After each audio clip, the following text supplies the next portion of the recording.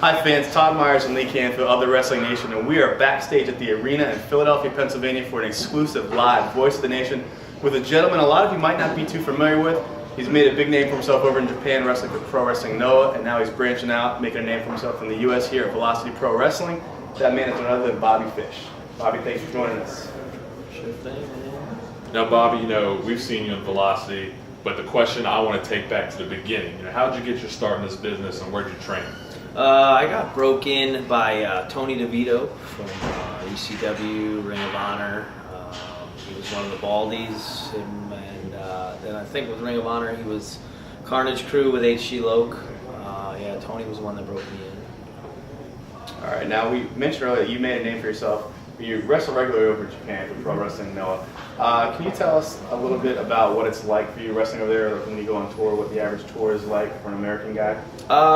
Usually they have 5 of us on a tour, 5 outsiders, 5 gaijin they call us. That could be Americans, Europeans, whatever. They could bring over guys from Mexico, but they bring over quite a mix. But it's 5 of us usually every tour, and we go from town to town, city to city, just like you do here.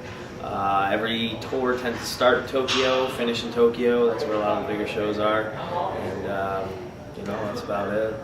Now, we've seen the tapes. We've talked to different guys like the Briscoes and people who've wrestled overseas. Mm-hmm. The difference between your crowds that you're going to run into over there versus, say, your average crowd here in America.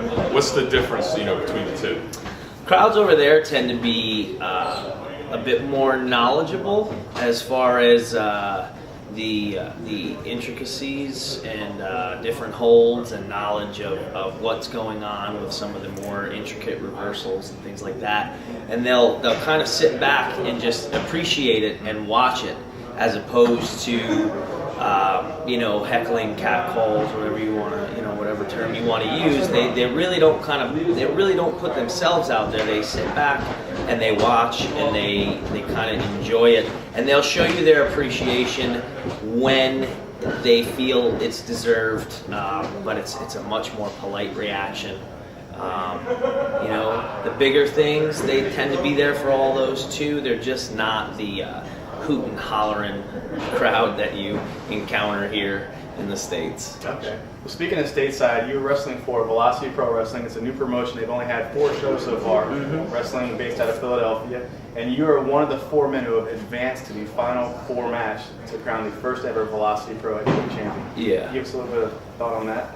Well, I know the 3 guys that I'm in this match with, Azrael, Ray Rowe, and Sterling James Keenan, all have great reputations. I'm familiar with all 3 to some degree. To be honest, their resumes speak for themselves, but I feel like I have a resume that speaks for itself as well. And if you don't know me yet, well, you soon will. Well, fans, this man's got to get out of here. He's waiting on a couple things to happen here before he leaves the arena. Do you have any final thoughts you want to give to the people? Just make sure that whatever the date that's booked, that 4-way match for their title, Velocity Pro Wrestling, make sure to be there, man, because it's going to be one to remember. Well, fans, if you want to get more information on Bobby Fish or see some highlights of him, check back at vpwrestling.com for highlights of the show. You'll see a lot about Bobby Fish. You can always check us out, thewrestlingnation.com. We're going to have clips of this fabulous night and his great match with Jay Briscoe. Until next time, fans, I'm Todd Myers, Lee Canfield. I love Bobby Fish. We'll see you soon.